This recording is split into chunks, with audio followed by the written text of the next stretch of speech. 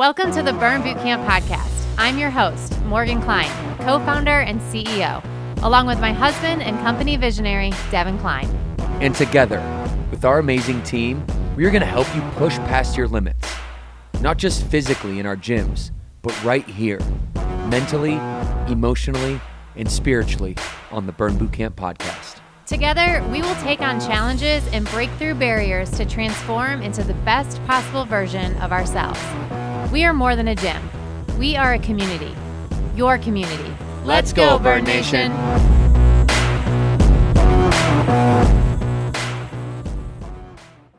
Ladies and gentlemen, and all of my friends, welcome to the Burn Bootcamp podcast. I am your co-host, Devin Klein, and today is November 6th, and I have a special guest here today. We got Jill here today, and as always, you have Trisha here as my co-host, holding it down. Not always, but most times. We've been holding down the studio here in Huntersville, North Carolina. And our for those of you that don't know, Burn Studios is in our old gym. Our very first gym, brick and mortar, was Huntersville, North Carolina, right downstairs from this building. And so we are excited to continue the legacy out of 311 Gilead Road here. Thanks for being here today, everybody. We're going to talk about Nutrition Month now that we're in November. We all know we show up for camp. And, it's 2, it's 3, it's 4, it's 5, it's 6 times a week. And none of that matters, really, unless we dial in our nutrition. And so this episode is all about nutrition, healthy eating on a budget as well, and the importance of core strength. You know, there's been some kind of waves or trends in the fitness ecosphere lately in which people are demonizing core muscles, and or core exercises more specifically. So we are going to talk about that. And if you can tell the conviction in my voice, you probably know that I'm not agreeing with the way things are going out there. And this podcast is designed to bring you that neutral, unbiased truth about everything health, everything wellness, everything to make you a healthy and happy leader of your community. And I'm just pumped up that it's November and that we are in the full swing of Nutrition November here in the first week. And I'm dialing up my nutrition big time because we are headed to Cabo, right, Trish? Yeah, Cabo. For Fire Club. See where I'm at right now? I don't know what year it is. We go to Fire Club every year as an incentive trip for our best locations in Burn Nation. We bring our HQ leadership team and their spouses, and we are going down to Cabo to spend the weekend together. And so I've really been on my Burn Nutrition game lately, and I'm excited to share some of the things that I've been working on with my personal health journey leading up to our Cabo trip. And obviously, Jill, I want to, after Trisha gives her remarks, I want you to explain who you are, introduce yourself to Burn Nation, and also what you do here. But Trisha, before she does that and introduces herself, how you feeling, buddy? Oh, I'm great. I'm excited for Cabo. It's kind of that weird time of year. I think, all parents can relate. Jill, I know you have kids too. It's like once Halloween's over, it feels like you blink and all of a sudden it's like the end of January. So I'm really trying every year. I try and be more intentional in this time of year so that way it doesn't fly by too fast.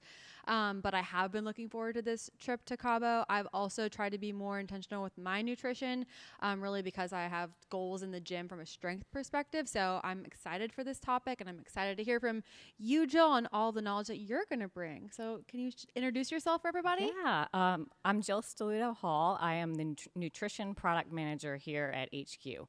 I started as a member with Burn and found a community and brought my skills up to HQ. So I work on all things in the nutrition. So the product development side, inventory management. I work with our vendors.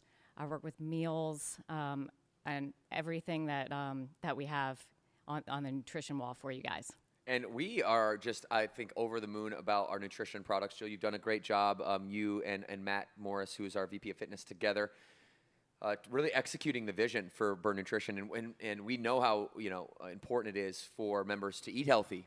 And all this work that we're doing in the gym is not rendered useless, but it's not definitely not maximized unless we are putting energy into our body that is in alignment with the energy that we want to get out of our body. You've heard it many, many times, garbage in, garbage out, both from all sensories, right? From a visual perspective, if you're watching something and it's not making you a better person, well, then you're just consuming things subconsciously that aren't going to, you're not going to have a great output. But if you read a book about the career of Da Vinci, right? Or some, I don't know, some Ben Franklin or something like that. Like, you're going to learn principles. You're going to learn how to be a better person from the inputs you're getting. It's the same exact thing with nutrition. And the vision for Burn Nutrition has always been threefold. It's been supplements, which we started producing supplements back when I had what looked like a drug dealer car with it was a Challenger, had 24-inch rims and all. It was matte silver, and the windows were all tinted out. And I was selling nutrition canisters out of my trunk during the parking lot days back here in 2012 and 13. And I decided to do that because I watched members go into GNC, go online, and just buy products that the people that were making them didn't give a crap about you and your health. All they cared about was turning a profit and that profit margin. And so I looked around and saw, like, a great vast majority of products having colored dyes in it, or artificial ingredients of some sort, or just this one of these 10,000 chemicals that's really hot right now in our country, in America, that we don't need those chemicals in our body. So we try to put everything that you do need in Burn Nutrition, and nothing that you don't. We aim to make it taste great, because like what's the point of supplements or meals if it doesn't taste great? It doesn't matter what the macronutrient profile is. You're just not going to eat it, because nobody wants to shove things in their mouth that they're not excited about full time. And so supplements started there to fill the gap, right? To fill the gap of what we preach here at Burn Bootcamp is whole food nutrition, all right? And whole food nutrition took us a long time to get together and to roll out. So supplements have evolved over the last 8 years and are better than they've ever been now. Thank you, Jill. The meals that just rolled out, it's been a home run, an absolute smash out of the park for us. Everyone in Burn Nation is so excited and thrilled with like I said, with the way the meals taste. They taste incredible. They're vacuum sealed. We suck all the oxygen out of the packaging so that it can stay fresh longer. It's never frozen. It's made right at our manufacturing facility. That oxygen is sucked out of the package via vacuum seal machine, and then we ship it right to your house, right to your doorstep. It never goes into the gym. And by the way, our franchise partners, our gyms, they're selling it. Right? Just so you guys know out there, that when you buy Burn Nutrition, you get on a 12-pack for auto ship of our meals. Your location is actually getting credit for that. It is their sale. And I know how important it is to you as members to support your local small business. And Burn Bootcamp HQ is not coming what we call OTT, or over the top, to be able to compete with sales in this regard. So just a little caveat. We're really taking care of our franchise partners and our gyms with this as well. And so it's supplements as one prong, meals as the second one, and we just rolled this out recently as well, smoothie bars. We've had an alpha test for a long time in Lake Norman, which is the flagship gym, and now we have, how many, Trish? There's maybe about 8 or 5? I think there's 5, five gyms now that now have the smoothie bar. And so Burn Nation, you're going to start to see smoothie bars more and more and more as a part of what we do, but that is the three-headed monster. We all know that it's a grab-and-go society. We need, people are more ambitious, more productive. There's more opportunity than ever, and people are going to seize that opportunity, which takes time, and time is finite. So this is a game of juggling and balancing our time, or what I like to say is harmonizing our time. So you might catch me, walking to my car, eating a Power Chicken Parmesan meal, sucking down an Afterburn double scoop chocolate whey protein shake as I'm literally walking to my car. And I'm able to do that onto my next meeting because I have those things readily available for me, and I don't have to guess. I don't have to make. There's just convenience everywhere. And so that's what we're trying to do with Burn Nutrition. And we get to celebrate Burn Nutrition all month long. We get to celebrate meals, supplements, our smoothie bars all month long with not only products, right, but education. Like education around why. We're not here to sell products. We're here to have an offering for you once you, A, understand, B, are able to diagnose, self-diagnose, and then B, prescribe yourself, or with your nutritionist, or with your trainer at our focus meetings, to be able to put together a game plan in which you could potentially utilize the products that we have if and when you need them. They're always going to be here for you. So you know our philosophy, 100 grams of nutrition at the bottom, or 100 grams of protein rather at the bottom. And then as we move up and we get used to that 100 grams or more on a daily basis, we can actually get all the way up to 2 grams per body pound if you're somebody who is like been in the game for 10 years and you're really looking for that next level to build muscle. But for most of us, a gram per body pound usually works. That's not a universal metric. Body fat BMI index has something to do with that. But generally speaking, most human beings are going to be between 100 and 200 grams of protein. That's pretty common. That's like 98% of everybody out there. And so where are you at? This is the month to take that inventory. And Trish, I know you've got strength goals. You're taking that inventory. What has Burn Nutrition done from your personal perspective, as you've been pretty much worn every hat in fitness and marketing in the company? You've been a trainer to now the VP of marketing. How has Burn Nutrition helped shape your outlook on your nutrition as a whole? So I've always been, Focus Means really is when I started, so 8+ years ago, always kind of keeping that protein as my priority. And I think what we've done a really good job is prioritizing that protein. And something that I've been talking with Matt Morris about, who again leads our nutrition line, works with Jill. His goal for Nutrition November and messaging, again, from a marketing perspective, wanted to talk with him about what's that one message you want to get across for November. And for him, he said portion control, because we know outside November is a crazy time, right? We have parties, all the things happening. We're busy people. And now with Burn Nutrition, it's an opportunity for, just like Devin said, he's walking to his car, eating his Burn meals, which we prioritize protein in all of our meals. So and Jill, I know, is going to get into the macros of that and the why behind it.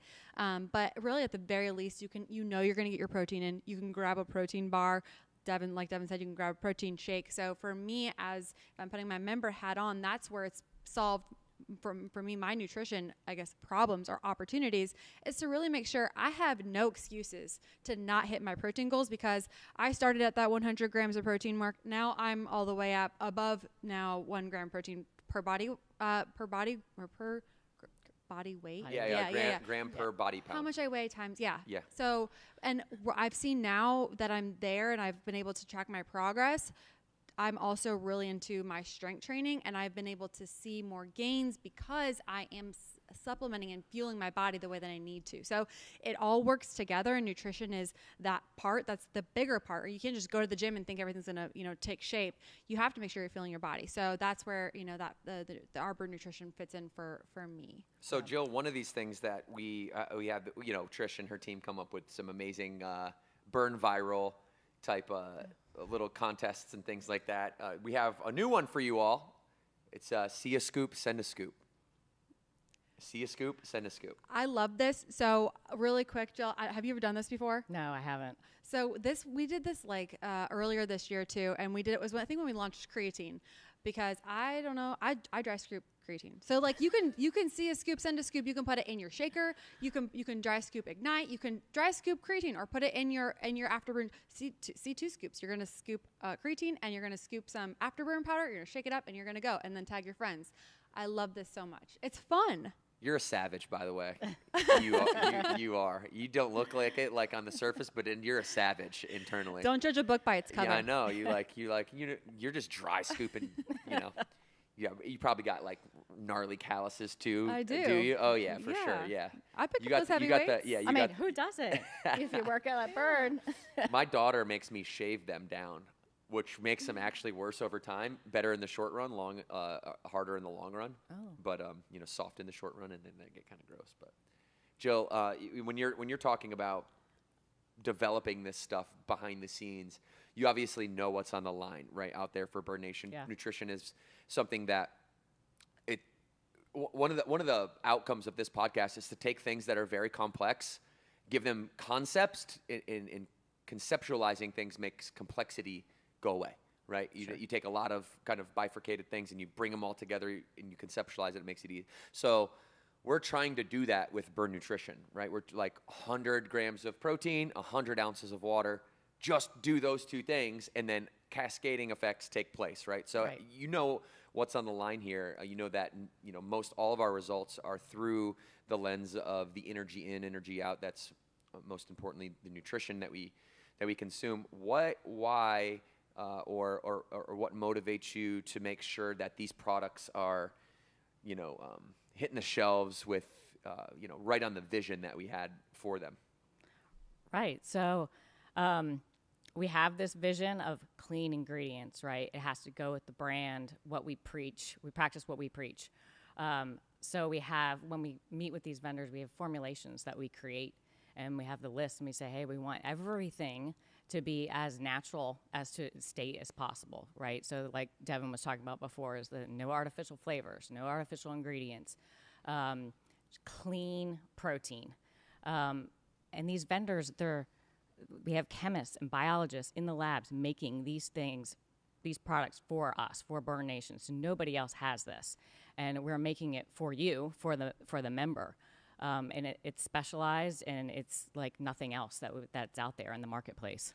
We're going to talk more about Burn Nutrition, everybody, but before we do that, November also marks the month of a brand new monthly focus, the whole month of October. We were on one knee pressing those neutral grip shoulder press above our heads. Hopefully your shoulders got strong and you could see the value and really focus, having a monthly focus. We're going to continue a monthly focus. If you've been tuning into the podcast, you know that 2025 will be the year of mesocycles, in which we continue to take our human movement patterns and the core fundamental exercises of those movement patterns and continue to program those cyclically over the year to continue to keep you guys on the game train.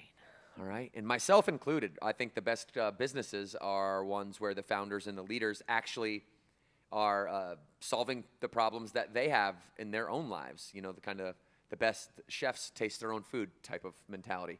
So this month is a standing medicine ball rotational slam. Okay. And what we're doing here is we're working on the transverse plane. Okay. There's 3 different planes of motion. There's the sagittal plane, which means front and back. The frontal plane, which is confusing, which means side to side, and the transverse plane, which means rotating. And then you can also obviously have movements that incorporate multiple planes of motion, but this specific monthly focus is for that reason. The transverse plane, the rotational plane. This is why we're going to talk about core today. If you didn't tell from my intro, this whole, kind of downplaying the importance of the core muscles is a big issue for me. We're going to dive into that here in a little bit, so don't go anywhere. But we actually are focusing on that for the month of November. We're focusing on the transverse motion. And so what we're going to do is ask you one time per week to pick up that medicine ball, and for 1 minute, we're going to time you, and you are going to slam that ball as many times as you can with great form. And you're going to do that 4 times throughout the month. And I want to see you progress from week 1 to week 4, at least with 10% more volume. Okay, same weight, more slams. You could up your weight also, and you could maintain the amount of slams that you're doing or do more. But volume is just the weight or the mass times the repetition equals the volume. So how much weight you have, then how many reps you do, that's a volume equation. That's what we're always after. I'm not trying to get sciencey or too nerdy on you guys out there, but I want you to understand what goes behind the scenes here when we're talking about Burn Bootcamp products, whether it's the fitness product or any nutrition products that we have. So we're going to talk about that. So congratulations to Core Month here. You get your stage Core Month. Take that, trends. All right, we're coming at the whole month with Core Month. All right, Burn Story. This is important for us here at Burn Bootcamp to share the sentiment of Burn Nation, to share the stories of Burn Nation. This one comes from Rockville, Maryland. This is Sofia. And Sofia, we are excited for Burn Nation to hear from you. Roll video. Hi, I'm Sofia, and I took the leap and joined Burn Rockville in September 2023. And honestly, it's been one of the best decisions I've ever made for both my body and mind. I'll be real with you. Those first few weeks were no joke. I was sore, I was tired, and there were moments when I wondered what I had signed up for. But something inside of me kept pushing me to show up, day after day, week after week, and I'm so glad I did. One of the best things about Burn are the trainers. They have a way of reading exactly what you need and then pushing you just enough out of your comfort zone to grow, all while making sure you still feel supported. They know how to make you uncomfortable in the best way possible. And it's in that discomfort that magic happens. Since I started, I've learned 2 life lessons. First, your mind is your strongest muscle. Seriously, when you think you've hit your limit, it's often your mind that needs a pep talk more than your body. And second, you've got to get comfortable with being uncomfortable. It's not always easy, but it's where the transformation happens, both physically and mentally. But beyond the workouts, Burn has given me something even more valuable, a sense of community. It's like having a built-in squad of people who genuinely want to see you succeed. They cheer you on, keep you accountable, and celebrate your wins with you. If you're thinking about making a change for yourself, make time, be consistent, and results will follow. Sophia, that was an amazing video. Wow, like you just gave me the chills with your motivational speech and pep talk there. Burn Nation, that was that we got to get you in the podcast. You be dropping knowledge on us. That was great. In great form on all your exercises too. I'm going to help you on the ab wheels. We got to work on that one a little bit, but other than that, your form was beautiful. It was so good. I can just see that you are present when you're working out. You're there, like your form is showing it. Even I can tell because of the form on the it was the in and outs, those sit-ups as you're like slowly, centrically laying back, not letting your upper back touch the ground and then come up, or the negative motion on the plyo box step-ups. I know I can see you're present, and I'm so happy for you that you found a place that can really allow you to embody the advice that you just gave to Burn Nation. That was amazing. Thank you. Yeah, no, Devin, I was going to hit on the same thing. Also, Sophia, I want to be your best friend because that was amazing. I also have a similar mindset. Like how I enter the gym is like if I'm challenging myself in the gym, I know it's going to push me outside of my comfort zone, which is going to help me outside of our four walls. And I was also very impressed with your form. You're strong, so props, shout out to you on that. I think, it's something about Burn Boot Camp that really, when you understand where you're at from a physical, we're all at different journeys, but when you can actually put your mind in your muscle, I really think that's a level of awareness that gets you then to think outside of that. So what am I doing when I'm doing this exercise? Because I hear you when you say, sometimes I don't know what I signed up for. I just had this moment the other day when I was in camp and I was like, dang, like, every camp is so hard. And it was, I think, like a body weight conditioning camp. And I was like, this is like, it's hard, right? But then I remind myself why I'm there, why I showed up, and how I know this is going to help me when I am done with camp is I'm going to be happier. I'm going to go home to my kids and I'm going to be in a better mood because I did something for myself. I pushed myself outside of my comfort zone. So everything that you were preaching in your transformation story, I just resonated with, and I appreciate you sharing that with Burn Nation. Jill, what do you think? Same. The mind is your largest muscle, and we have to remind ourselves that going through camp, like Trish said, every camp is hard. And if you go in there and you have that positive self-talk and say, I can do this, and everyone else around you is gathering around you and cheering you on, and you can do anything. So I really appreciate you sharing that too. Great story. If you would like to submit your story and get featured on the podcast here with us, please do so. podcast@burnbootcamp.com. And producer Chelsea, she's right here, ready to communicate back with you. And we appreciate the Rockville, Maryland community and Sofia for sharing your story. On to a member question, everybody. We have Ashley from right in our backyard here in Mint Hill, North Carolina, one of the newer locations here in Charlotte, the Queen City, which is the flagship city for Burn Boot Camp, along with our West Coast HQ out there in Salt Lake City. This one comes from Mint Hill. Nutritional advice for those who work in a night shift as a first responder. So basically, what is your advice for those with a really obscure schedules? Whether you're working 24 hours straight, you're working I know a lot of nurses will do like 2 to 3 to 4, like 12 to 15-hour shifts. There's a lot of jobs out there, especially if you're in like home or commercial restoration in which there's a natural disaster or something along those lines. A good buddy of mine, Jeff Duden, owns companies that go out and do that, and their schedule is crazy. They'll have to go call on Western North Carolina when that tragedy happens, and they'll be out there for 2 weeks straight, basically sleeping out of like hotels and campers and trying to figure it out. And so this is it's a very practical question for many of you out there, and even for me personally, because if you guys look at my calendar sometimes, or Trish or Jill's calendar, let's just say my executive assistant Leslie, who runs the ship for Morgan and I, she's very busy. She's very busy trying to put together all the things that we need to get done in a day. Running Burn Brands with 10 entities really in it that are all working together to make our world healthier and happier is a large responsibility. And so we need to make sure that we have enough time to get that done. And so for me, like I said, the best chefs taste their own food. And so I had a problem and I needed to solve it. And what I started doing, and maybe this is just one person's perspective on the answer to your question, but what I started doing is realizing that all of the sciences that I was reading that really talked about anabolic window, that kind of protein window that everybody's used to. I used to really believe in that because I read it and it's true. But then once I started becoming more busy, I realized that anabolic window and the science behind it is true.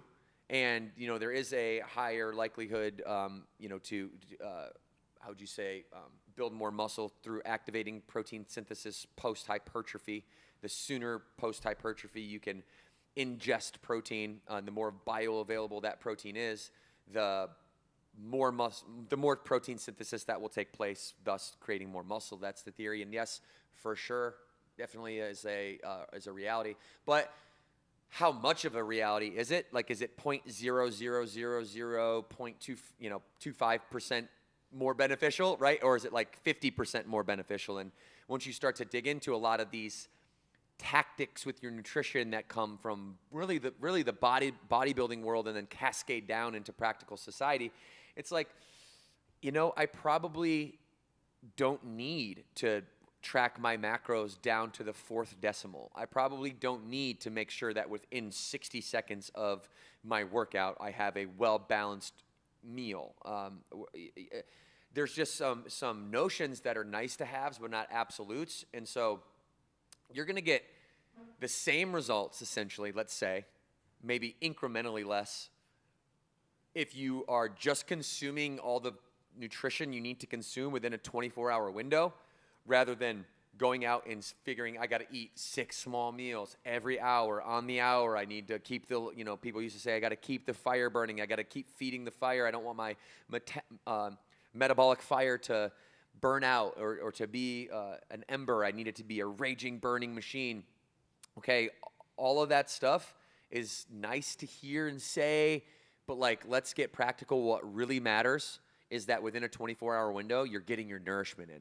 You're getting more than 100 grams of protein, you're getting more than 100 ounces of water, and you're getting the amount of calories that your body would need to stay in a slight deficit. Okay, we don't need to be in 500-calorie deficits or 1,000-calorie deficits. You're going to lose weight way too fast, and you're going to lose muscle way too fast. And when you lose muscle, your basal metabolic rate goes down, your BMR goes down, your body's ability to burn calories at rest or burn energy at rest goes down as well. And your muscle helps you actually burn that energy. The more muscle you have, the more energy that you're actually going to burn. So we want to optimize muscle gain as much as we can. So we want to get that protein in, and we want to get the calories in. Okay, so it's protein, water, calories. Really, those 3 things. We can pull up. Hey, Tony, go ahead and pull up TDEE calculator on Google, and there should be one called TDEE. Believe.net, but just pull up the first one. And TDEE, everybody, stands for Total Daily Energy Expenditure. And this calculator that you can see on your screen right now is what you can go ahead and log on to do. I believe this is TDEEcalc.net. Okay, we'll put the link in the show notes for you guys as well, please, Chelsea. And just fill this out, whether you're a male or female, your age, your weight, your height, your activity level, your current body fat percentage. Just guess on that one. Get as close as you can, 10, 15, 20, 25, 30, 35%. And then calculate. So let's go ahead and do this for me. All right, I am a 37-year-old male. I weigh 202 pounds. I'm 6'2" on a good day with shoes on. And I'm 6'2". Not 5'9". Get it out there. Okay, 6'2". And my activity is the highest one. Go ahead and put the highest one, whatever that might be. It'll give you, athlete, so 2 times per day. I play pickleball usually 4 times a week, and I'll work out 6 times a week. So 10 workouts a week, let's say, and then my body fat percentage is 12.5% right now. All right, so then we're going to calculate that. The calories that I need per day just to maintain, is 3,631. That's how many calories that I'm burning.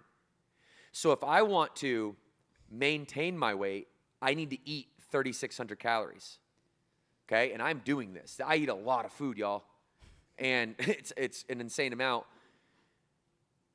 But this will put in perspective for you how much you actually need to eat. The journalists of the world who have a KPI or key performance indicator to get clicks on their articles will tell you things that aren't true, or they'll fabricate the truth to get you to click on an article. Sometimes, if you can remember, eggs are bad for you. Remember that one? That went viral. And sometimes people actually start to believe it. It gets into the lexicon and starts to shift the paradigm. Eggs are arguably the number one food you should be consuming. They're so nutritious. Everything about an egg is nutritious for you. And yet it was demonized at one point. And so the same thing happens with calories from clickbait journalistic articles. Not that all journalists are bad. Actually, most are good. Some just misinformed. But we're not going to listen to them when it comes to the nutrition advice that we need. You need to eat more calories than you think you do. And so therefore, my long-winded answer before I pass it to my co-hosts here is Ashley. Within a 24-hour window, do your total daily energy expenditure. I want you to take a deficit of 250 calories off of whatever your TDEE is, which would be about 3,300 for me. And then you're going to get 100 grams or more of protein, 100 ounces of water, and hit that number of calories. All right. And the last thing, and this is just one little caveat, is you want to stay under 50 grams of added sugar and alcohol, no more than 3 drinks a week, preferably at the same time. Okay. So there's a little expanded set of variables for you guys to consider, but that's really the picture. Any talk more complicated than that is just talk. It's just noise. It's just confusing and redirecting your attention from what's really important. Trisha. So you gave a lot of great information, Devin. When I read this question, what I read was that you are obviously working different hours, so you're probably sleeping during the day. And then also as a first responder, your brain, you're just on the whole time at work. And my job is not a first responder. So first of all, thank you for what you do. We appreciate what you do every single day. But I know for me, and Devin alluded to this when he started his response of just having a busy schedule. There are so many days for me personally where I'm in back-to-back meetings, or we have all-day meetings, and I know my food sensitivities, and I know when I start to crash or I'm not going to be as on. If I'm in a meeting and I'm presenting for 2 hours, I need to make sure I'm sharp, and I'm only sharp if I'm feeling my body the way that I know that I need to feel my body. So my advice to you, just again, knowing my personal, what I've kind of gone through and what I know works for me, is planning my meals to make sure that I'm going to hit my protein. Because again, I always prioritize my protein, because I know if I'm prioritizing my protein, I'm going to snack less, because protein makes you satiated longer. So that's going to keep me fuller longer. I also want to make sure that I'm hitting my other macros. So obviously carbs and then my fats. If I'm getting those in a perfect situation, a perfect world, which is, again, to Devin's point, that's where meals comes in. If you are just a busy person and you don't know how to meal prep, that's the solution for you, because that's formulated to then hit all of those buckets the way that you need to hit them. So then you're feeling your best, and then you can go perform your job, and you have the energy to go do what you need to do and to stay on task. And while also not then overdoing it, right? Because we all know whatever our goals are, we all have different goals. We're all made differently. My calories are going to look different than Devin's, are going to look different than Jill's, different than yours, Ashley. So it's knowing what you need to succeed, and just, again, making sure that you're hitting those macros right on the dot to keep you sharp. What advice do you have for Ashley, Jill, whether it be personal experience or just any general advice?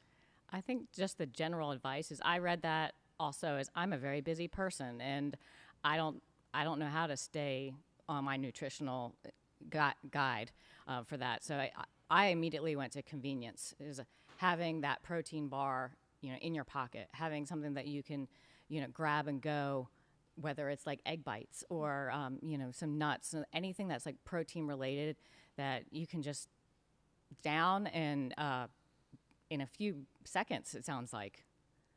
Yeah, oftentimes I'll have on the road, I have this mentality that I take with me on the road. Some of you have heard me talk about this before, but I turn into this protein hunter, and I'm like everywhere I go, I'm just looking for protein.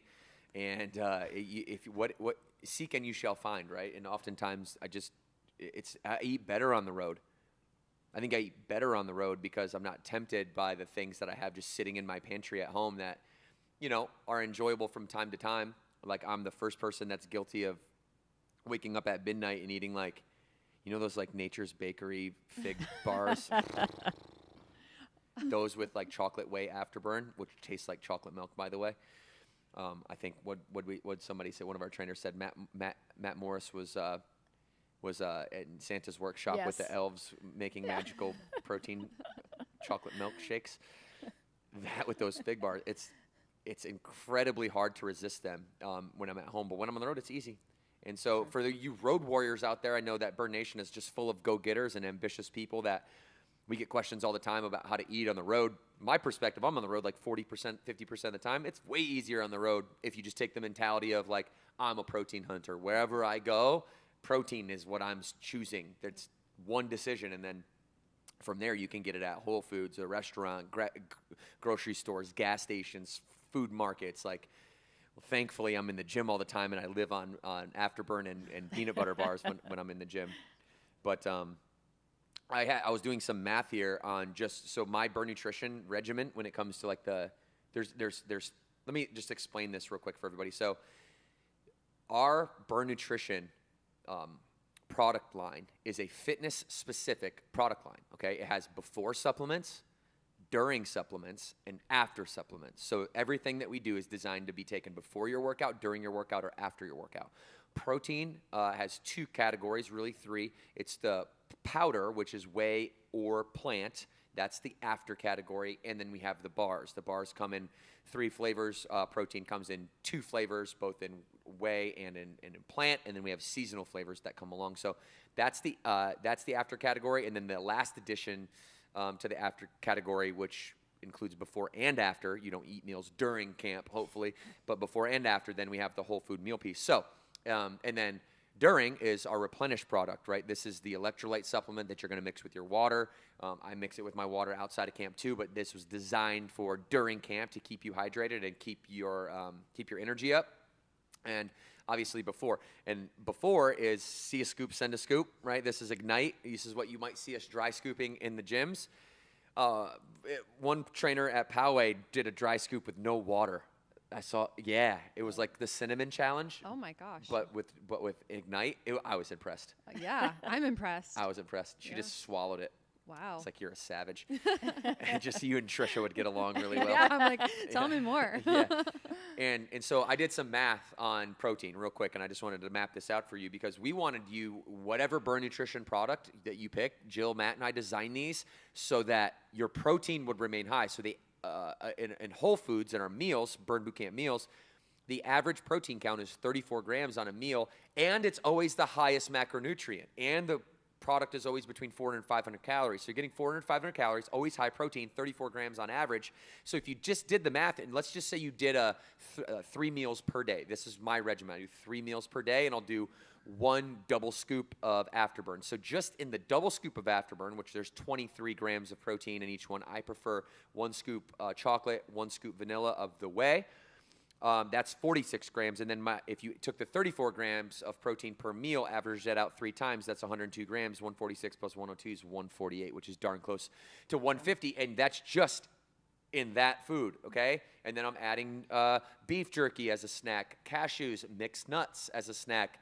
Leslie makes sure that Morgan and I have our favorite little trail mix that's by our desk anytime in case we need to fuel up or snack up. So this is all about building yourself a regimen in which you can stick to with little or no thought and actually that you're excited to stick to. And Trisha, you do an at-home meal that I want you to talk about because you said like you're obsessed with it and you stick to it. And I'm not here, by the way, to say like, hey, only burn meals, like to only supplements. Like for so long, we didn't even have either of those products. And now we just want to be able to put a brand and a name that you trust on the products that were created specifically with you in mind. But it's not the end-all, be-all. It is just a safety net for all of you out there to make sure that your nutrition stays on point.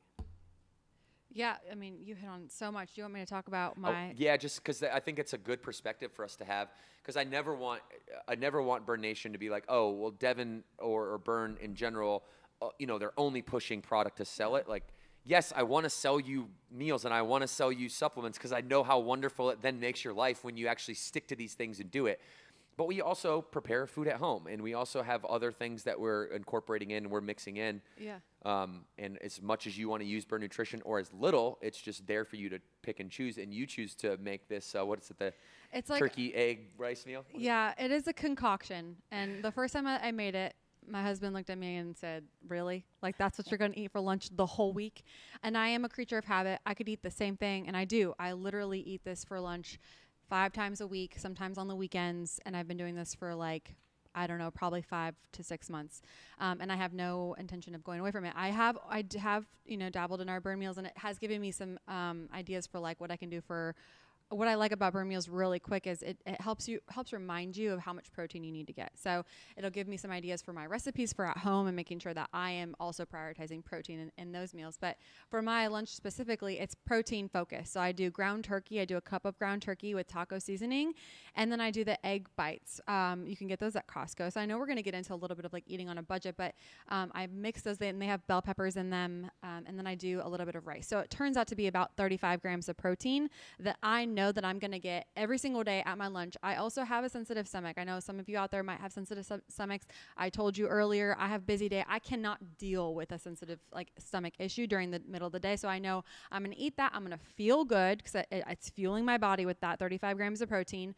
And then I also know that I'm going to, it's going to keep me full. So I'm not going to go snack. I hate when I eat lunch or I eat something and 20 minutes later, I'm hungry again. I know that this is going to keep me full, and then I usually have an afterburn bar around 3 p.m. So that's like kind of how I stagger my day. I have breakfast, and then that's my lunch, and then right before I leave the office, it's so nice. We have afterburn bars, thanks to Jill and Matt and Devin and Morgan. They give us them, so I have a little snack, and I know, again, I'm all in my head. All I'm doing all day is I know what my calorie range is for the most part, but I'm hyper-focused on that protein. So that helps me a lot. If you do like to meal prep, and or if you don't and you don't have time, that's fine too. That's why we have Burn Boot Camp meals. Jill, any specific kind of idiosyncrasies from your life, your nutrition?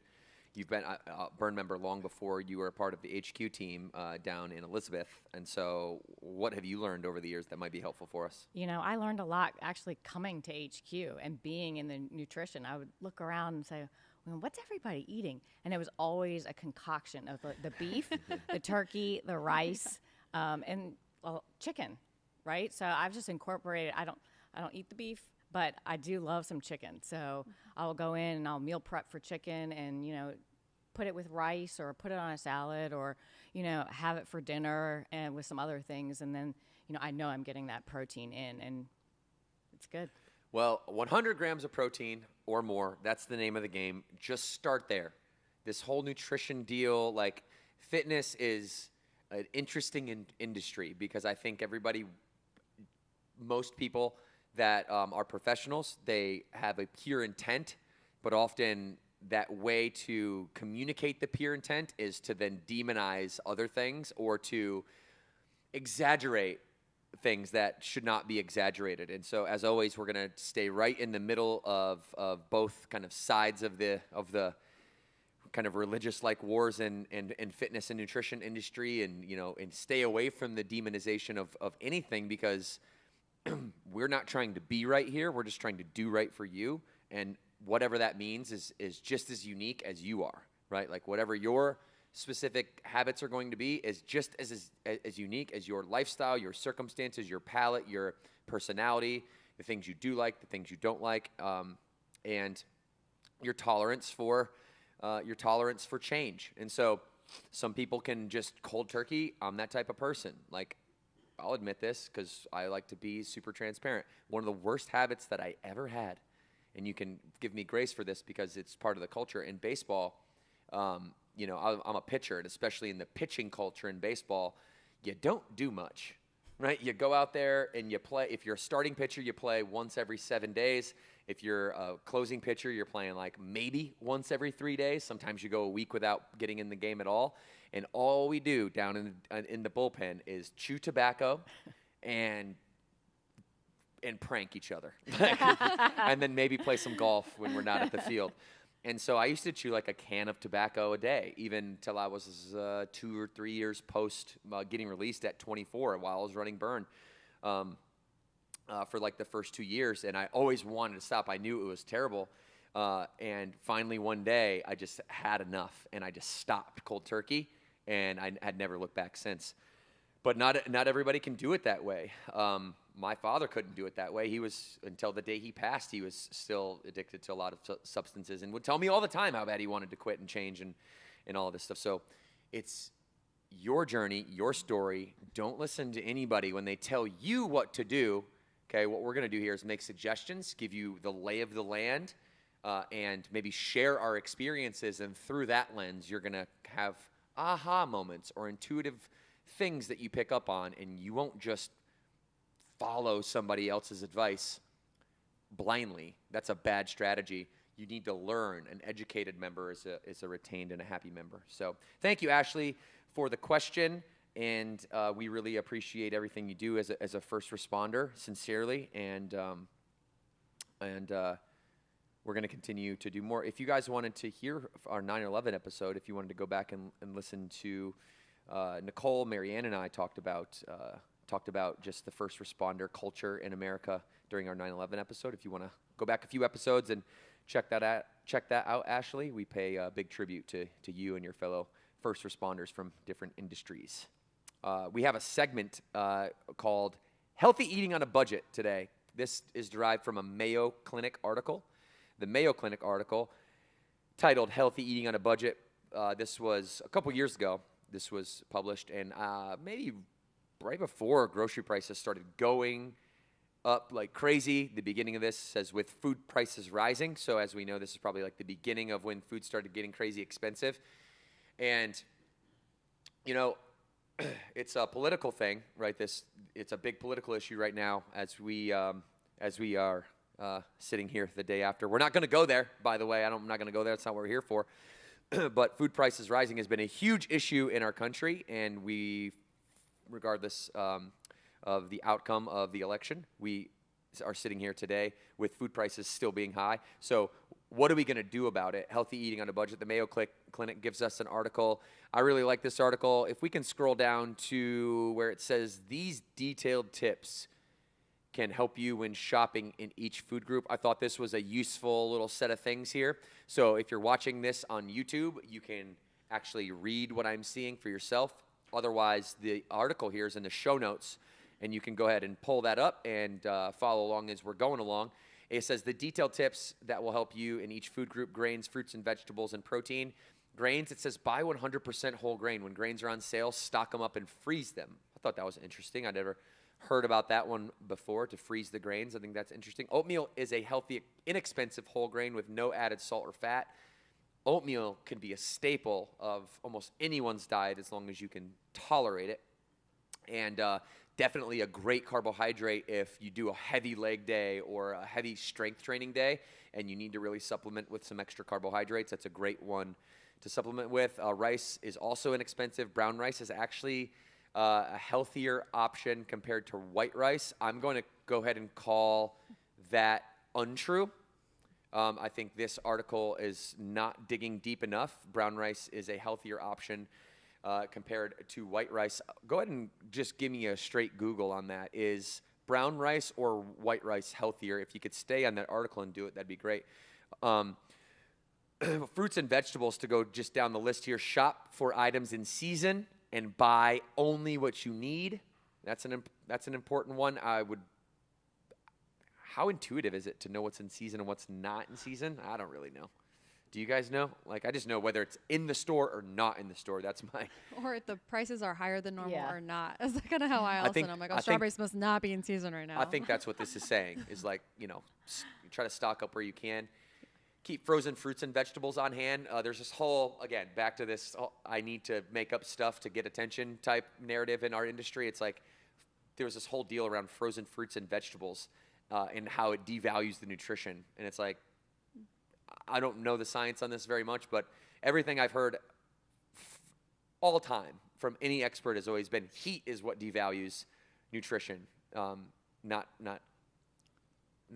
cold. So I thought cold was supposed to preserve the value of nutrition. So I'm seeing some things as I'm going along here that probably aren't fact checked, that really probably need to be. But all in all, some good, generally speaking, some like good tips. My biggest one is like people eat out way too much, and you don't realize that Jimmy John's is just for like a sandwich at Jimmy John's and like a Diet Coke, it's like $13. It's like $13. So you're paying, and a lot of times, even like McDonald's nowadays is like $11 for like a normal meal, like a normal everyday, give me a number one. It's like $11. I remember the days it used to be like $7.59 and you're out, right? So it's definitely food prices matter to our health and nutrition. We've got hundreds of thousands of people that come to Burn every week, and it's not everybody has the same amount of money, and for some people, it's a big issue. Yeah. For us, I try and plan out our meals. So that's worked out well for my family. We don't eat out a lot. I mean, I have 3 kids and I have all boys, and they eat a lot of food, my 2 older ones. And we've seen our grocery bill like double in the past 2 years. Yep. I have 2 boys. It's great. They eat more than me, and they're 8 and 9 years old, which I'm like so happy about. But then, it kind of goes back to how am I buying the food? And it's really important for us to also not waste food. So I try and be really strategic and intentional, planning out what I'm going to make for dinner. I'm making sure that I'm using different types of protein, and then making sure that I'm using the ingredients that we bought. So if I bought Brussels sprouts, guess what, boys? We're eating Brussels sprouts because we're not gonna waste them. Mm-hmm. So that's helped us at least, keep a consistent budget. So we, for the most part, know every single month how much we're going to spend. As long as we eat out maybe once or twice a week, usually it's about one time. And I think then the boys my boys have come to like eating at home.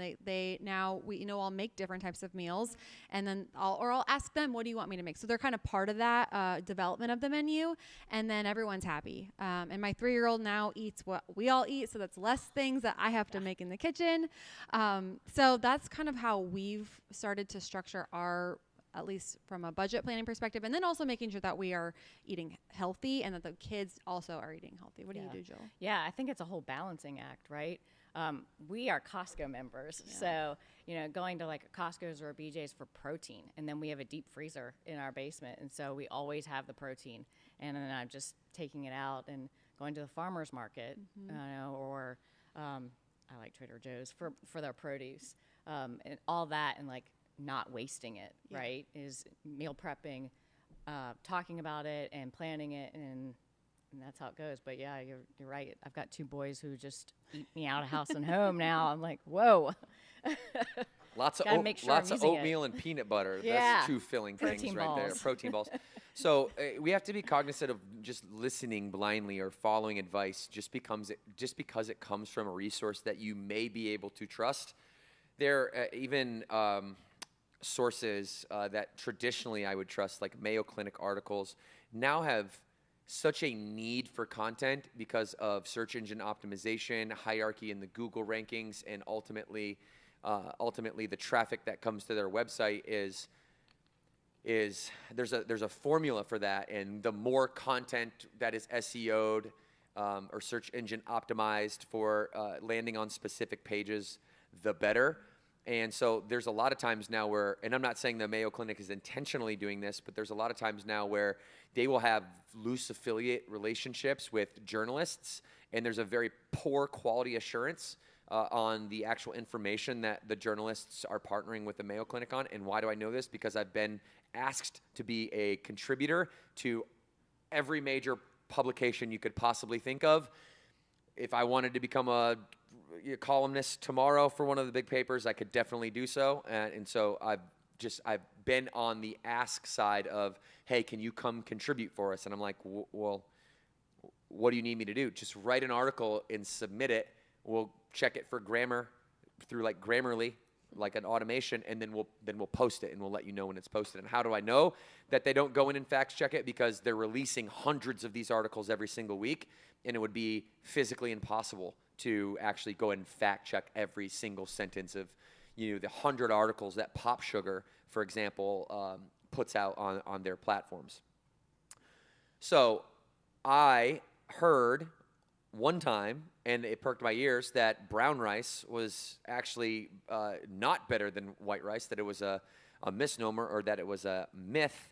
And I haven't, admittedly, do I have a definitive answer? No, but I definitely don't want to wait till I have definitive answers to bring to you what you might want to consider. So let's check out this article on brown versus white rice. I have not read this before. It comes from the Cleveland Clinic, which is, to me, a more reputable source than maybe a media outlet that is specifically incentivized on advertising and clicks per page. So you have brown white rice or white rice. So let's go ahead and read this for just a moment here. So which is healthier, brown or white? A nutritional tale of the tape provides a clear winner by knockout. Hands down, brown rice brings more to the table, says registered dietitian. But brown rice may not always be your best choice, depending on some personal health factors. Okay? So you guys will link this in the show notes as well. It's starting to get into, okay, wait a second, it's not maybe universally better for everybody. There are some nuances. I would also like us at some point, and maybe we don't have to do it today, to find the exact straw man article that of the brown rice is better than white rice. I have seen articles and read them in detail and we'll try to put some up on like my Instagram or something, but that talks about white rice being better. Now, listen, I have no fight in that game. I just want to we got to get to the bottom of that so that we understand what we can really preach to you guys, because I've heard both camps. So, healthy eating on a budget. This is a real thing.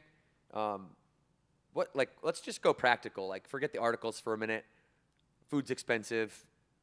There's convenience versus expense. You guys, obviously, Joe, you have kids, boys that eat you out of house and home. Is this becoming an issue from a budget standpoint in terms of like, hey, I'm paying like 4 times more for my groceries than I used to, and at what point do you get concerned? Are you concerned with the direction we're heading in terms of our affordability of our food? Yeah, I mean, my grocery budget has gone double. Don't take the kids to the grocery store with you. That is not good. You will definitely increase your purchase price there. But the convenience factor too, everything that's in a little packaging, right? Like the chips or things, the snack bags, you're paying for that, right?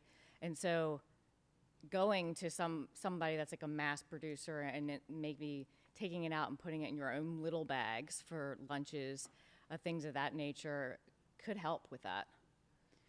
Yeah, and even just I think about the breakfast that my kids like to eat, right? It's like super processed. It's the Eggos, the waffles that are from the freezer, but they're cheap. Like you can get a box of those pancakes or waffles for like $2.19, and it feeds them for like half of a week because they both eat so many, and then my 3-year-old does too. But part of me as like a mom knows it's not the most nutritious. I also make them have like a hard-boiled egg with it. Like I'm like, okay, at least they're getting some protein. But I mean, I understand from a parent perspective, like if I have to feed my kids breakfast, lunch, and dinner, they can't be eating the most gourmet meals for every single 7 days a week. Yeah. And I'm a busy mom. Like I'm usually upstairs getting ready for work while they're eating. Like I've taught them how to use the toaster to toast their own waffles and stuff. So it's a convenience factor. And so it goes back to what you said, like it's not good for you, not good for them, but there's like a little bit of give and take. And I do live off the philosophy, and if you've heard me on this podcast, I'm all about everything in moderation. So I do try to make sure that like our dinners and like lunches, because we do pack lunches, like at least half the week they can buy at school a couple of days too. But at least dinner, I know that it's going to be home cooked meal. It's going to be everything that they need to get. It's going to be nutritious. So if we have to let breakfast slide a little bit just because we all need to get out of the house, that's kind of how I live my life. Yeah, and to be honest, my kids eat Burn bars too. Like in the morning, right there, it's same thing, right? Yeah. You sometimes have to make sacrifices here and there, but generally speaking, I think it's a good philosophy that 80% of your nutrition is everything you need and nothing that you don't, and that's what most, even the healthiest people, right? It's not 100%. You also having this perfectionism mentality of everything that I eat needs to be as clean as it possibly can. I mean, in like a utopia, that's great, but let's be real. Like, days happen, bad things happen, tragic things happen. The consumption of food is largely correlated to emotional comfort, and there's considerations there. And so, what is success with your nutrition is a great question that you can ask yourself. And for my family and I, it's eating what we know is healthy and that fuels our body the vast majority of the time. And we leave it at that. But on the other hand, some people will say 50% of the time, and that's not going to be good enough, right? You have to skew 80, 90% of the time, or else the pH balance, the alkalinity versus acidity ratios in your body will get thrown off. Too much sugar, obviously, creates inflammation. Too much acidity creates inflammation. Inflammation is the root cause of all disease, and kids also can get inflammation. And so you can't just feed kids pancakes over and over and over and over and over and over and over, and candy for dinner and pancakes for breakfast and hot lunches. Like there has to be those times, like Trisha was saying, where, hey, we're going to sit down and you're going to eat your vegetables. The hardest word for parents when it comes to nutrition is the 2-letter word. No. No. Eat your vegetables. But no. Eat your vegetables. But I don't want it. Snack. No. It's snack. Yeah. That really hit home for me. Yeah. They're not even done with their dinner yet, and they're like, can I be done? Can I have a snack? In the same sentence. And it's like, no, you cannot. So this is a healthy conversation on healthy eating on a budget. And my biggest piece of advice is ditch the expensive one-time meals that you go out and you're getting fast food and you're going to these places where you're not prepared. 5 Ps, everybody. Proper preparation prevents poor performance. And if you are able to prepare properly for your nutrition, for your health, the most important individual responsibility that you have as a human being is your nutrition. Like, if you take that perspective and that frame of reference into life, well, then it's not so hard, because then you don't want to let yourself down. Nobody wants to let themselves down or break the promises that are most important to. This is just a matter of priority. Where does nutrition sit on your priority rank? And if you believe that the energy that you put into your body is the quality of your life, and that correlation is absolute, well, then healthy eating becomes a little bit easier, because it's something that you just should do. It's something that you must do. So stop buying all that expensive fast food. And then at the end of the day, yes, groceries are still going to be up. Don't get me wrong. But don't pour salt on the wound by going out and then buying the inflation that's on top of Jimmy John's as well, and buying $17 what are they called? Little Johns for your kids or whatever, All right. I think we beat on that one enough. If convenience is the issue and that's what you need, well, then Burn Meals is for you, because this is just another way to eat healthy while staying on a budget. This is going to be about the same as that Jimmy John's meal that I just said. They're about $12.50 a meal, $12 a meal when you put them a 12-pack on auto ship. Is it the cheapest thing in the world? No, but if you're going to pay $12, it's going to be the most nutritious thing. Look at all of those protein counts that are in this picture on the screen. If you can't see them, then you'll know that our average Burn meal is 34 grams of protein, and we are trying to do our very, very best to provide delicious tasting meals that provide you convenience. So you can get these online, on our app, or on the web. You can build your own box. You can click which ones you want in, which ones you want out. You can build a box of 6, a box of 12. You can put them on auto ship. You can pause the auto ship if you're going to be somewhere. It's a self-managed auto ship. You can pause it. You can cancel it. You can defer it into the future. You can stop altogether. But why would you want to do that? You're not going to want to once you start rolling on these things. I'm definitely addicted. My favorite is the Power Chicken Parmesan, number 1. And number 2 is probably the Salmon Alfredo. And guess what? I'm like a big seafood vacation guy, but not seafood at home guy. Like, I don't do seafood at home a lot, but the salmon and the Salmon Alfredo is like, oh, I love it so much. It's one of my favorite meals of all time, which is surprising. What's your favorite meals, Trish and Jill? Well, I have a funny story. I actually bought a bunch of Burn meals recently, and I had if you've heard me talk, I love scrambled eggs. So I had the egg scramble bowl. And Rise then and Grind. the Rise and Grind, yeah, I should know the name of it because I helped pick the names. But then my husband ate the rest of the meals. So I have only had a couple of them, and I know we've tasted them in the gym, or in the office. So I'm not one that I can speak to all the rest and I was really excited about the teriyaki meatball ones. And that was the first one that he took. And I was like, I'm happy that you took something for lunch, but I really wanted to try. So I have to buy some more. Yeah. What about you? That's what I was going to say is the turkey teriyaki meatballs. It's I felt like that was a good number one. 2 bestseller. The Power Chicken Parmesan is number 1. Is it number 1? Yeah, it's Okay, number good. 1. Yeah, it's amazing. It's so good. You know what we're doing for people that maybe cause the good thing is there's a lot of options. Like you and Matt have created a whole list of Yes. different options. We have now we'll have Devin's top 5. We're gonna have Morgan's top 5. Missy Franklin, we just partnered with her. We're gonna have her top 5 and then Matt's top 5. So if you don't know what you want to order, we're gonna have you can just pick theirs and then you can DM them and let them know if you like them. Yeah. So make it easy on you. All right, you guys. Well, hey, we're almost at the end of our. We got 2 more segments here. We're going to take Jeremy's question from Zionsville. How do you recommend someone track their nutrition without becoming overly obsessed with calorie counting? How do you recommend someone track their nutrition without becoming overly obsessed with calorie counting? What is your take, Trish, and then Jill? This is a really good question because I think it's really easy to become obsessed with calorie tracking. And I will say I fell into that hardcore when I was first getting into understanding macros. Before I was a trainer, I wanted to educate myself, and then I was I took it as an absolute, I have to hit this number. And I think there's a lot of apps out there. I used MyFitnessPal for a long time to really understand what I was eating. And again, I said it earlier, I'm a creature of habit, so I eat a lot of the same foods. I think so. As I was I don't want to live by, because I'm not trying to be a bodybuilder. There's some people that they need to know exactly how much they're eating because of whatever life they're in, right? For me, I just needed to know a round number, and so I do recommend using a calorie tracker if you don't have a clue of what you're currently consuming, because it does give you that kind of baseline of, okay, if this is what I typically eat for breakfast, lunch, dinner, and snacks, then I know about where I'm at. And then if you can take that now in my head, if I'm out to eat at a restaurant, this is where it really comes into play. I'm kind of doing a little bit of math on knowing, okay, this is where I'm at because this is how much I've eaten today.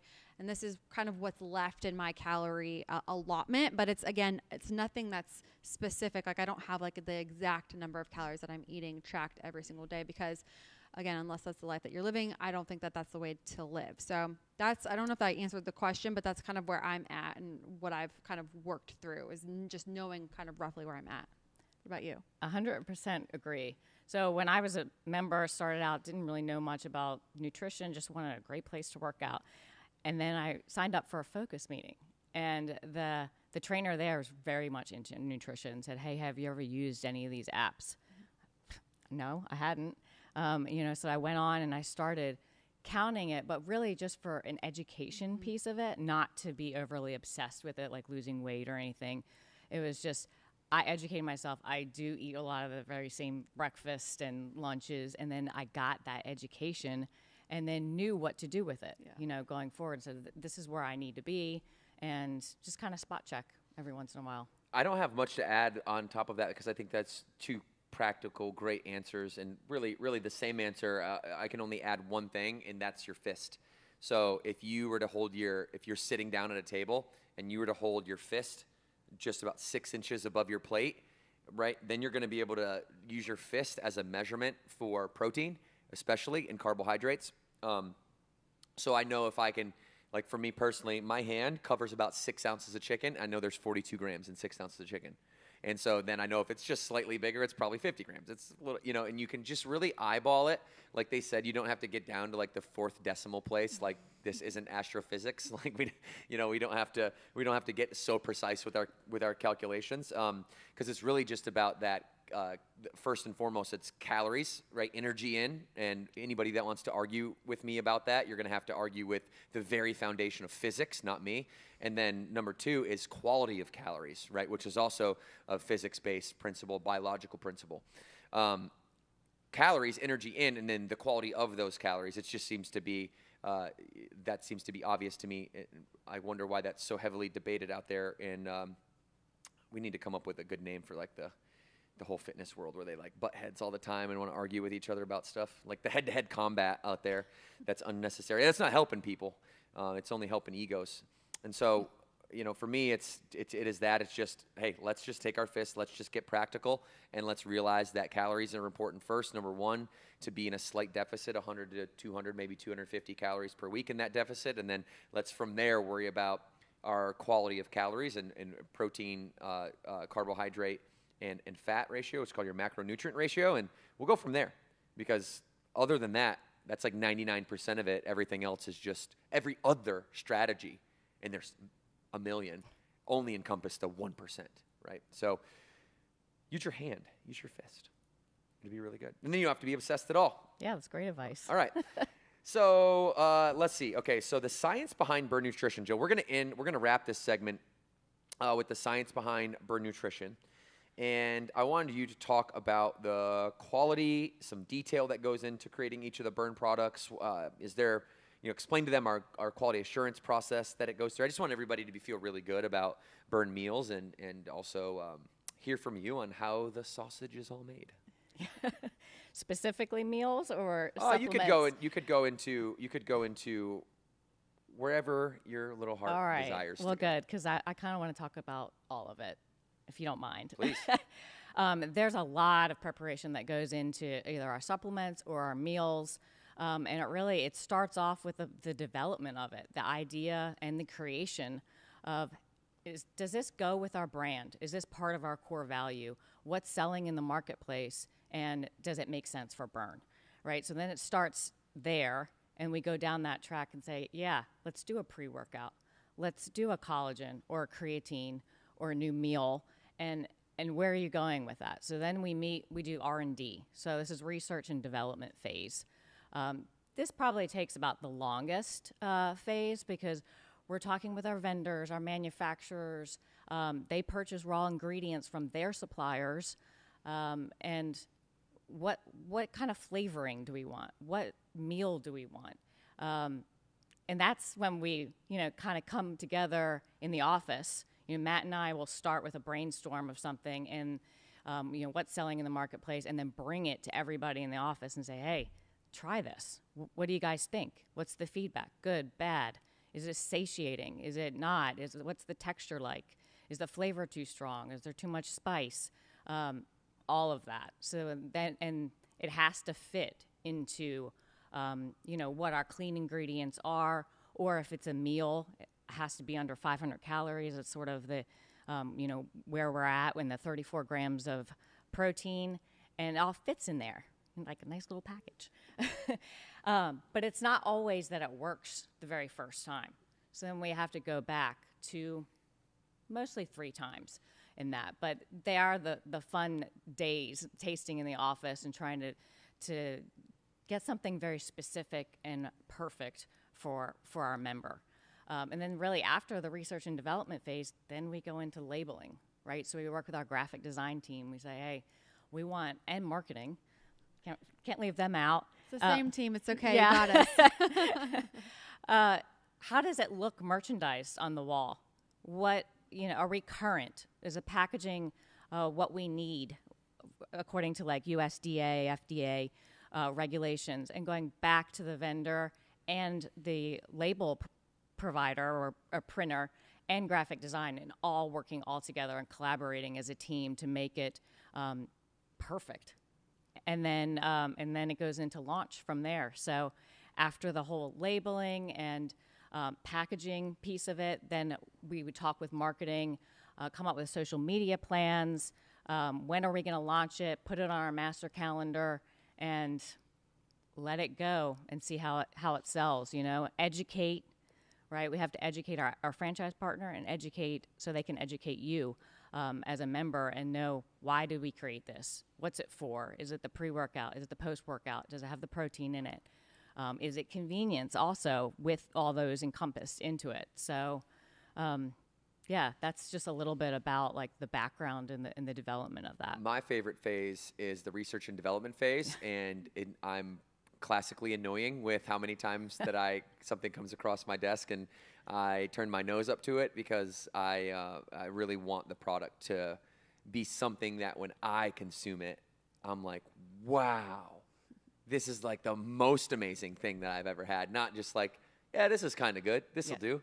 Like, Right. we don't want this'll do products. We want knock my socks off, absolutely amazing afterburn bar, peanut butter cup flavor type responses, and that's for everything. I believe the first rendition of our very first bar was the most R&D'd, and that went probably 40 to 45 times back and forth that first time. Yeah. Yeah, we had to get to the point. I have like sketches in my notebook where it came back, and I didn't want it like the way it looked, and I was like, no.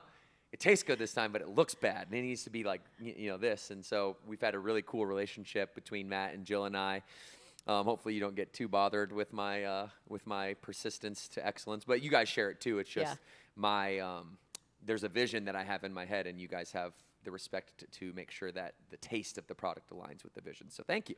Yes, you're welcome. And Trish, obviously you get to put the wrapper on all of these to make them really attractive and informative. Talk about just like before, during, and after, the design that went into the label, why the call outs are on the front of the labels, etc.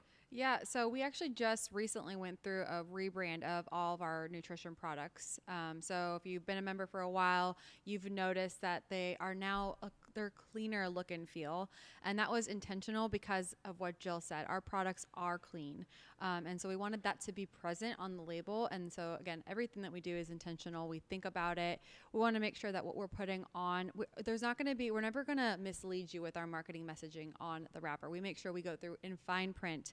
Matt signs off on it. Morgan signs off on it. I'm sure Devin signs off on what we are putting on there to make sure that it's adding value to your life. So you see it, and as a consumer, you don't have to be a scientist to know what you're eating. Like on the bar, it's like you got X amount of protein. You see on the meals, it's very clean, exactly what you need to know on purpose. Like we don't need to overthink what we're putting on our packaging.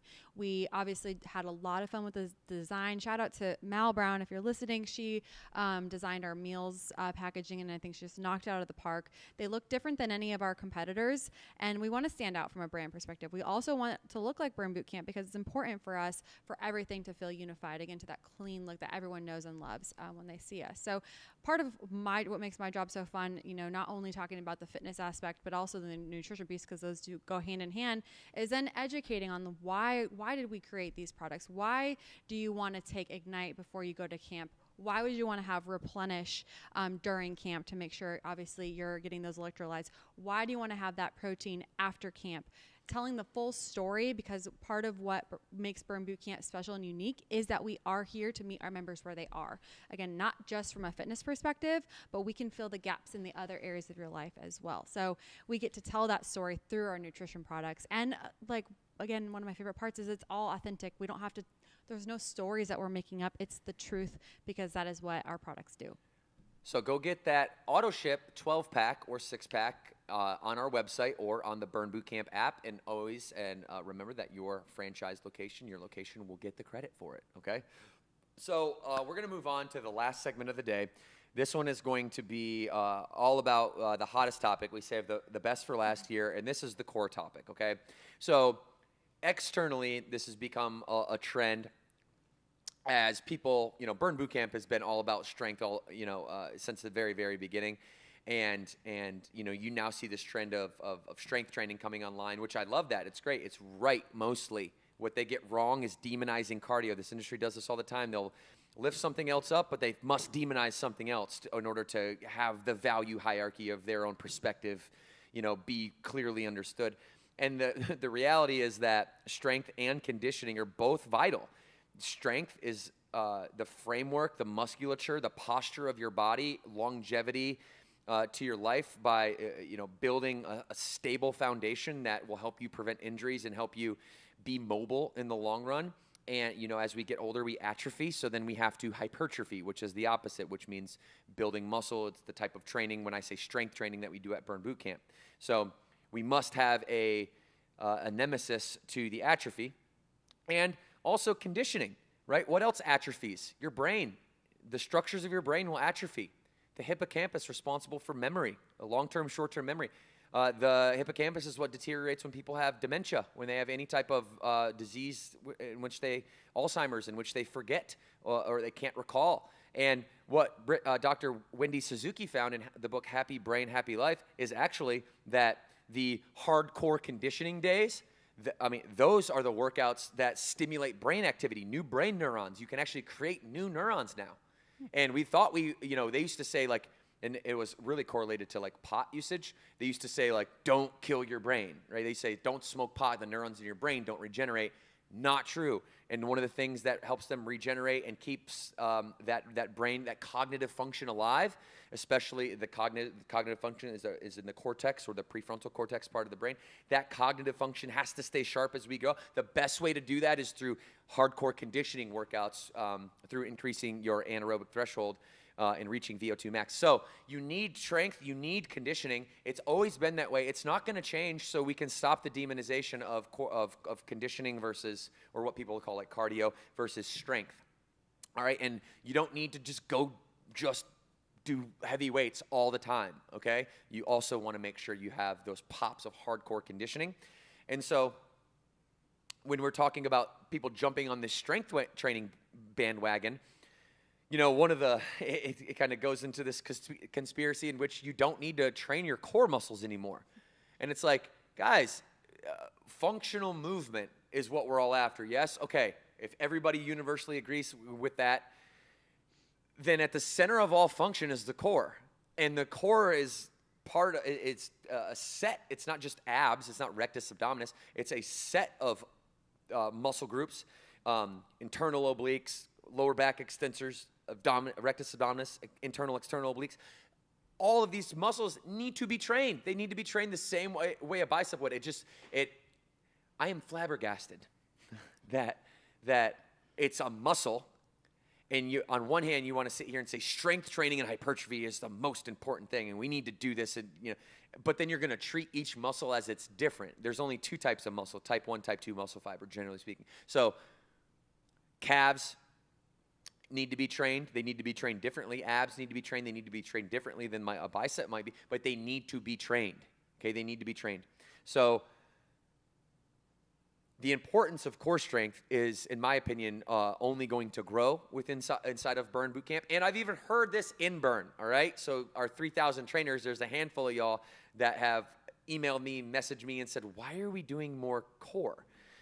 And my answer to that is that if you believe, that abs are made in the kitchen, well, okay, maybe you can reveal, you can see your abs when your nutrition is better.